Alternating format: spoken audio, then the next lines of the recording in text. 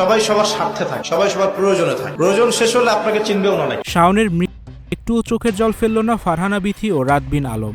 কিন্তু দেখেন তো শাওনের বাবা মায়ের এখন কি অবস্থা। শাওনের শোকে আহাজারি করে এখনও কেঁদে যাচ্ছে তার বাবা মা। বিথির শখ পূরণ করতে গিয়েই ঘটল এই দুর্ঘটনা। সাজেকে 27 ঘন্টা বাইক চালিয়ে যাওয়ার এই ট্যুরের প্ল্যান করেছিল ফারহানা বিথি। বিথি কিভাবে এই দায় এড়াবে?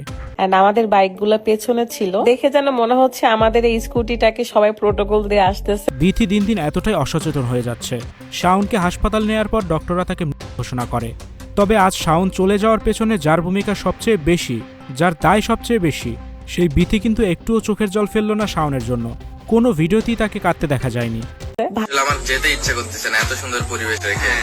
অনেক সুন্দর পরিবেশ, এক কথায় যে কোথাও কোনো ভিডিওতে রাত বিথিকে কেউই কাঁদতে দেখেনি। বরং হাসপাতালে শাওনের খবর পেয়ে মুখের রাগ নিয়ে হাসপাতাল থেকে বের হয়ে যাচ্ছিল ফারহানা বিথি। এরপর আর বিথিকে দেখা যায়নি, যে ভিডিওটি ভাইরাল হয়েছে নেট মাধ্যমে। এখানে বিথির কি করা উচিত ছিল?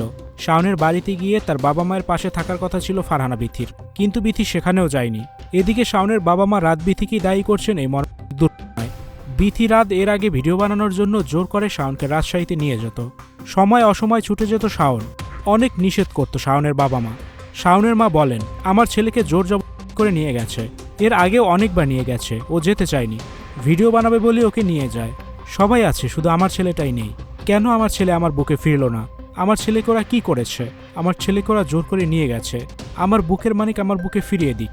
ভিউয়ার্স, এই বিষয়টি নিয়ে আপনাদের কি মতামত জানিয়ে অবশ্যই কমেন্টস করে দিন, আর ভিডিওটি শেয়ার করার অনুরোধ রইল। ভিডিওটি দেখার জন্য অসংখ্য ধন্যবাদ। এমনই আরও ভিডিও পেতে যুক্ত থাকুন আমাদের সাথে। Icon Focus 24 TV, powered by 4D Fourth Dimension। আমাদের চ্যানেলটি সাবস্ক্রাইব করে আমাদের সাথে থাকুন।